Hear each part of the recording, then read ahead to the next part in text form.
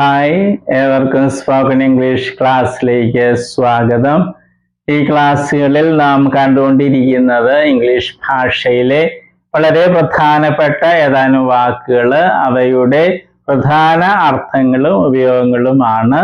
ഈ ക്ലാസ്സിൽ നാം കാണുന്ന വാക്ക് ബിലോ, BELOW, ബിലോ. ഇതിന്റെ അർത്ഥം താഴെ, കീഴെ, അടിയിൽ എന്നൊക്കെ പറയാം. കഴിഞ്ഞ ക്ലാസ്സിൽ നമ്മൾ അണ്ടർ എന്ന വാക്ക് കാണുകയുണ്ടായി. അണ്ടർ എന്ന വാക്കിന്റെ അർത്ഥങ്ങൾ ഇത് തന്നെയാണ് നമ്മൾ കണ്ടത്. ചെറിയ ഒരു വ്യത്യാസമുണ്ട് ബിലോയും അണ്ടറും തമ്മിൽ. എന്താണ് ആ വ്യത്യാസം? അണ്ടർ എന്ന വാക്ക് നമ്മൾ കാണുകയുണ്ടായി സ്ഥലവുമായിട്ട് ബന്ധപ്പെടുത്തി പ്രധാനമായിട്ട് ഉപയോഗിക്കുന്ന ഒരു വാക്കാണത്. അതേസമയം മറ്റു ഉപയോഗങ്ങളും അണ്ടർ എന്ന വാക്കിനുണ്ട്. ബിലോ എന്ന വാക്ക് ഉപയോഗിക്കുന്നത് കൂടുതലും അളവുകളുമായിട്ട് ബന്ധപ്പെടുത്തിയാണ്. നമ്മൾ ഈ വാചകം ഒന്ന് നോക്കിയാൽ മനസ്സിലാകും. The temperature is below zero.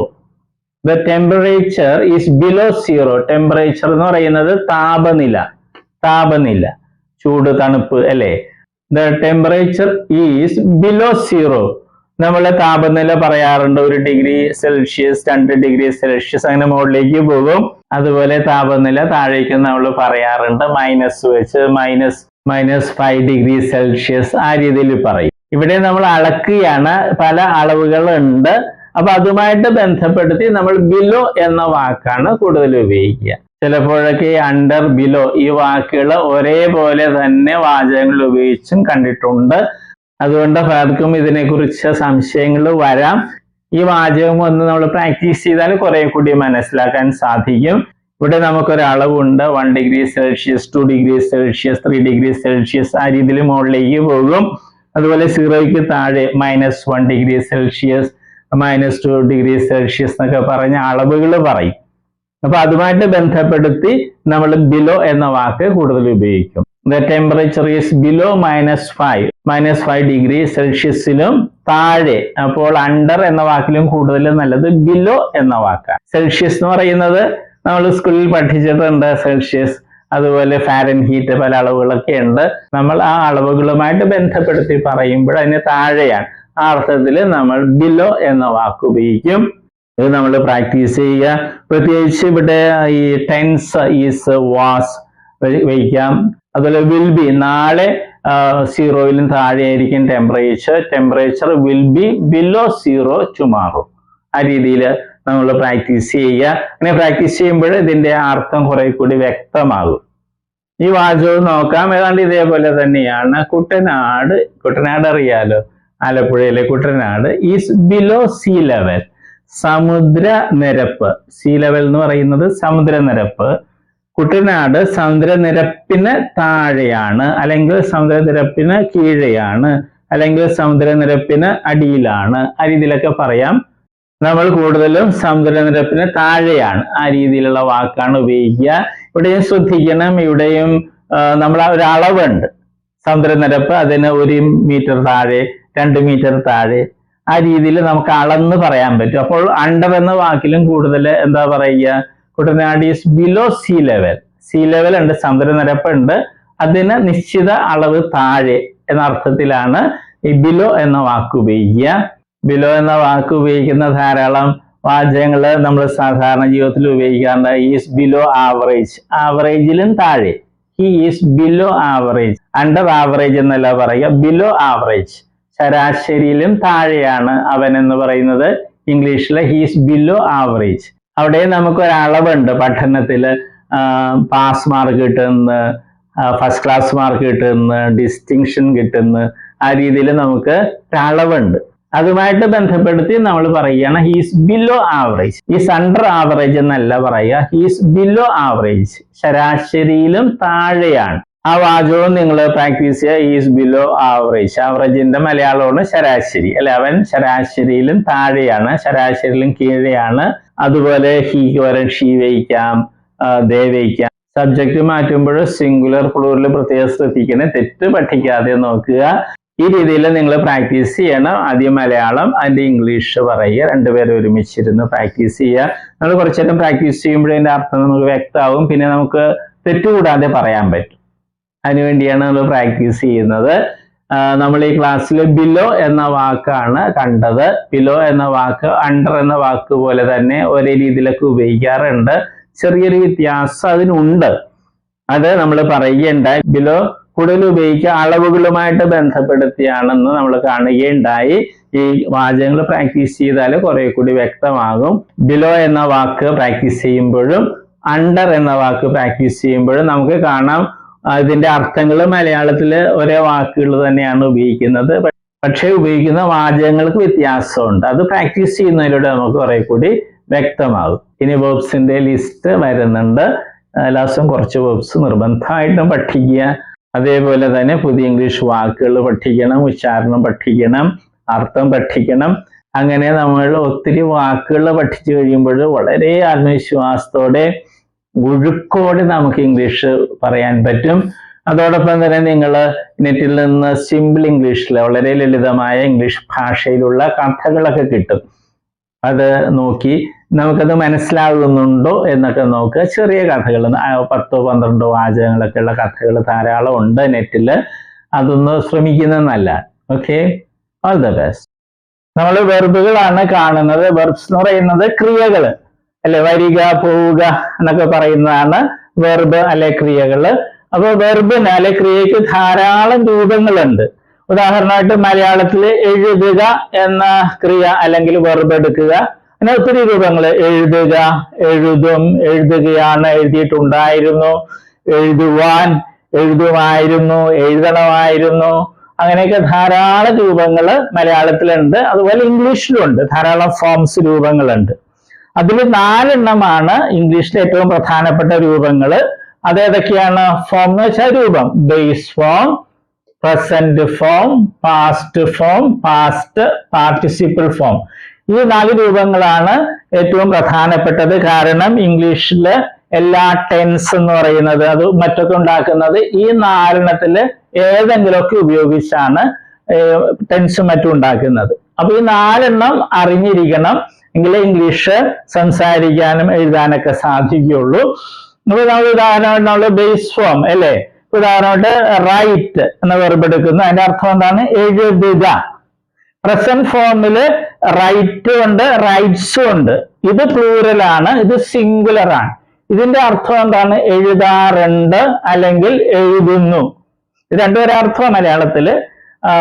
പല കുട്ടികളും പ്രസന്റ് ഫോമിൽ ചോദിക്കുമ്പോൾ അവര് എഴുതുക എന്ന് പറയും. അത് തെറ്റാണ്. ഈ പ്രസന്റ് ഫോമില് റൈറ്റിന്റെ അർത്ഥം എഴുതാറുണ്ട് എന്നുള്ളതാണ്. എഴുതുക എന്നുള്ളത് ബേസ് ഫോമാ. ഇത് ഒത്തിരി പേര് തെറ്റായിട്ട് സ്കൂളിൽ പഠിച്ചിട്ടുണ്ട്. പാസ്റ്റ് ഫോമില് അതിന്റെ അർത്ഥം എന്താണ്? വാക്ക് എന്താണ്? റോട്ട്. അതിന്റെ അർത്ഥം എഴുതി എന്നുള്ളതാണ്. പിന്നെ പാസ്റ്റ് പാർട്ടിസിപ്പിൾ ഫോം ഉണ്ട്, അതിന്റെ റൈറ്റിൻ്റെത് റിട്ടൺ എന്നുള്ളതാണ് ആ ഫോം. അതിന് പല അർത്ഥങ്ങളുണ്ട്, മാറി മാറി വരും. പിന്നെ ഒരു കാര്യം നമ്മൾ അറിഞ്ഞിരിക്കുക, ഈ ബേസ് ഫോമും പ്രസന്റ് ഫോം പ്ലൂറലും, ബേസ് ഫോമും പ്രസന്റ് ഫോം പ്ലൂറലും ഇംഗ്ലീഷ് ഭാഷയിലെ വെർബുകൾക്ക് ഒരെണ്ണത്തിനൊഴികെ, ബി എന്ന വെർബിനൊഴികെ ബാക്കി എല്ലാ വെർബുകൾക്കും ഒരേപോലെയാണ്. സ്പെല്ലിങ്ങും ഉച്ചാരണമൊക്കെ ഒരേപോലെ തന്നെയാണ്. ഏത്? ബേസ് ഫോമും പ്രസന്റ് ഫോം പ്ലൂറലും.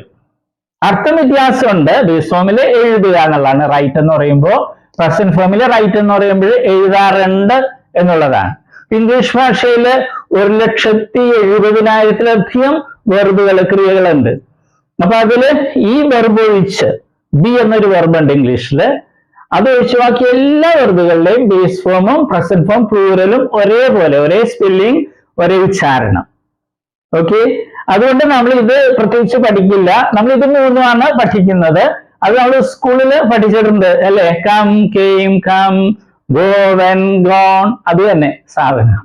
പിന്നെ നേരെ ഒരു കാര്യവും കൂടി, ഇംഗ്ലീഷിൽ നേരത്തെ പറഞ്ഞു 1,70,70,000 വെർബ്സ് ഉണ്ട്. അതിൽ ഭൂരിഭാഗം വെർബുകളുടെയും ഈ പാസ്റ്റ് ഫോമും പാസ്റ്റ് പാർട്ടിസിപ്പിൾ ഫോമും ഉണ്ടാക്കുന്നത് ഈ പ്രസന്റ് ഫോമിന്റെ കൂടെ ഡി അല്ലെങ്കിൽ ഇ ഡി എന്ന് കൂട്ടിച്ചേർത്താണ്. ഒരിക്കൽ കൂടി പറയട്ടെ, ഇംഗ്ലീഷ് ഭാഷയിലെ ഒട്ടുമിക്ക വെർബുകളുടെയും പാസ്റ്റ് ഫോമും പാസ്റ്റ് പാർട്ടിസിപ്പിൾ ഫോമും ഉണ്ടാക്കുന്നത് ഡി അല്ലെങ്കിൽ ഇ ഡി എന്ന് പ്രസന്റ് ഫോമിന്റെ ഈ പ്ലൂറലിനോടുകൂടെ കൂട്ടിച്ചേർത്താണ്. അല്ലാതെ കുറെ വെർബ്സ് ഉണ്ട്, അപ്പൊ പക്ഷെ അതാണ് നമുക്ക് ഇവിടെ ഒത്തിരി ഉപയോഗിക്കുന്നത്. അതിലൊരു ഒരെണ്ണമാണ് ഇത്, റൈറ്റ്, റോട്ട്, റിട്ടൺ. ഇത് മൂന്ന് രീതിയാണ്. റൈറ്റ്, ഇത് വേറെ രീതി, റോട്ട്, ഇത് റിട്ടൺ. ഓക്കെ, അപ്പൊ നമ്മൾ ഇത് മൂന്നും പഠിക്കുള്ളൂ. നേരത്തെ പറഞ്ഞതുപോലെ ഇത് പ്രത്യേകിച്ച് പഠിക്കേണ്ട കാര്യമില്ല, ബേസ് അർത്ഥം അറിഞ്ഞിരുന്നാൽ മതി. ഓക്കെ, ഇപ്പൊ കമ്മിന്റെ അർത്ഥം എന്ന് പറഞ്ഞാൽ വരിക. ബേസ് ഫോമിൽ കം എന്ന് പറഞ്ഞാൽ വരിക എന്നായിരിക്കും. പ്രസന്റ് ഫോമിൽ വരാറുണ്ട് എന്നായിരിക്കും അർത്ഥം. ഉച്ചാരണവും സ്പെല്ലിങ്ങും ഒന്ന് തന്നെ ആയിരിക്കും. അപ്പൊ നമ്മളിത് മൂന്ന് സ്കൂളിൽ നമ്മൾ പഠിച്ചിട്ടുണ്ട്. അത് ശരിയായിട്ടൊന്ന് മനസ്സിലാക്കണമെന്നേ ഉള്ളൂ. നമ്മളൊരു 16 ലിസ്റ്റ് വെർബുകൾ ഉണ്ടാക്കിയിട്ടുണ്ട്.